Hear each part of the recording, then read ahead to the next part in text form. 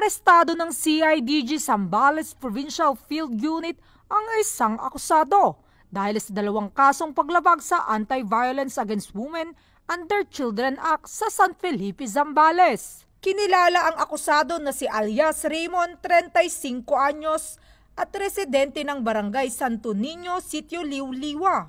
Naaresto siya ng mga operatiba ng CIDG Zambales Provincial Field Unit sa ilalim ng pangunguna ni Police Captain Leonardo Surio, Officer in Charge at San Felipe Municipal Police Station, sa bisa ng warrant of arrest mula sa RTC Branch 13.